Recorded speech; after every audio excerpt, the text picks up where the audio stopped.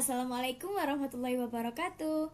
Di video kali ini, kami akan menjelaskan tentang bangun ruang kerucut. Sebelum memasuki materi, saya akan memperkenalkan anggota kelompok.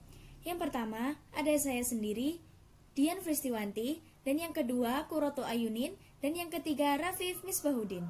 Coba perhatikan gambar di samping. Gambar yang pertama, ada topi caping yang berbentuk kerucut. Yang kedua, ada monumen Jogja yang berbentuk kerucut. Dan yang ketiga, ada tumpeng yang berbentuk kerucut. Benda dan bangunan tersebut merupakan refleksi dari bangun ruang dengan sisi lengkung, yaitu kerucut. Sifat-sifat kerucut. Yang pertama, kerucut merupakan bangun ruang berbentuk limas yang alasnya berupa lingkaran. Dan yang kedua, jaring-jaring terdiri dari lingkaran dan segitiga. Yang ketiga, kerucut mempunyai dua sisi dan satu rusuk. Yang keempat, satu sisi berbentuk lengkung dan disebut selimut kerucut. Dan yang kelima, mempunyai satu titik sudut. Dan yang terakhir, yang keenam, memiliki satu titik puncak. Gambar di atas adalah jaring-jaring kerucut. Selanjutnya, saya akan menjelaskan tentang unsur-unsur kerucut. 1. Bidang alas. Bidang alas yaitu sisi berbentuk lingkaran atau daerah yang diarsir dengan pusat di titik O. 2. Diameter bidang alas yang bersimbol dengan huruf D. Diameter bidang alas yaitu ruas garis A, B. Yang ketiga, jari-jari bidang alas yang bersimbol dengan huruf R. Jari-jari bidang alas yaitu ruas garis OA dan ruas garis OB. Yang keempat, tinggi kerucut. Tinggi kerucut yaitu dari titik puncak kerucut C ke pusat bidang alas O, yakni ruas garis CO. Yang kelima, selimut kerucut. Selimut kerucut yaitu sisi kerucut yang tidak diarsir, yang merupakan bidang lengkung. Yang keenam atau terakhir, apotema atau garis pelukis yang bersimbol dengan huruf S. Apotema atau garis pelukis yaitu sisi miring BC. Yang selanjutnya, luas permukaan kerucut.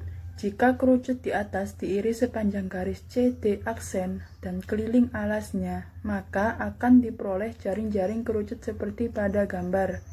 Jaring-jaring kerucut ini terdiri atas 1. Jurik lingkaran CDD aksen yang merupakan selimut kerucut. Yang kedua, lingkaran dengan jari-jari simbol R yang merupakan sisi alas kerucut. Misalnya, panjang apotema adalah simbol S dan jari-jari lingkaran alas adalah simbol R. Selimut kerucut merupakan juring lingkaran berjari-jari simbol S dengan panjang busur DD aksen. Merupakan keliling lingkaran alas kerucut yaitu 2πr. Dengan demikian, kita peroleh rumus luas selimut kerucut sama dengan luas juring CDD aksen. Baik, saya akan memberikan contoh soal. Sebuah kerucut mempunyai jari-jari lingkaran alas 7 cm dan tinggi 24 cm. Tentukanlah apotema dan garis pelukisnya, luas selimut kerucut, dan luas seluruh permukaan kerucut. Penyelesaiannya, kita mencari apotema atau garis pelukisnya dulu yang biasa disimbolkan dengan huruf S. Rumusnya S kuadrat sama dengan R kuadrat ditambah T kuadrat sama dengan R kuadrat 49 dan T kuadrat 576. Jadi 49 ditambah 576 sama dengan 625. Jadi S sama dengan akar 625 adalah 25 cm.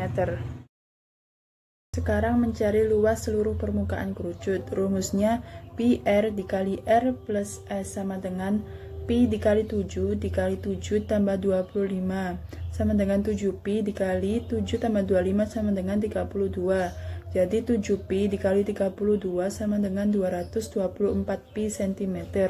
Sekarang mencari luas selimut kerucut. Rumusnya Pi kali R kali S sama dengan Pi dikali 7 kali 25 sama dengan 175 Pi cm kuadrat. Selanjutnya, untuk volume kerucut. Pada dasarnya, kerucut merupakan limas karena memiliki titik puncak sehingga volume kerucut sama dengan volume limas, yaitu luas alas kali tinggi. Oleh karena itu, alas kerucut berbentuk lingkaran, maka luas alasnya adalah luas lingkaran. Dengan demikian, volume kerucut dapat dirumuskan sebagai berikut. Volume kerucut sama dengan sepertiga pi R kuadrat T, dengan R sama dengan jari-jari lingkaran alas, dan T tinggi kerucut. Untuk contoh soal volume kerucut, tentukan volume kerucut yang berdiameter 40 cm dengan tinggi 27 cm. Penyelesaiannya, volume kerucut sama dengan sepertiga pi R kuadrat T sama dengan sepertiga pi, R-nya 40/2 dikuadratkan dikali 27 sama dengan 3600 pi cm kubik. Oke, selanjutnya kita menuju penerapan kerucut dalam kehidupan sehari-hari. Dalam sekeliling kita, banyak kita jumpai benda-benda yang berbentuk kerucut seperti es contong, corong, untuk menuangkan bensin pada motor, topi ulta, trompet, pengeras suara, tumbang, dan lain-lain. Begitulah penjelasan tentang kerucut dari kelompok kami. Jika ada salah kata, mohon maaf yang sebesar-besarnya. Kita hanya seorang manusia, tempatnya salah dan dosa. Terima kasih untuk kunjungannya. Wassalamualaikum warahmatullahi wabarakatuh. Dadah.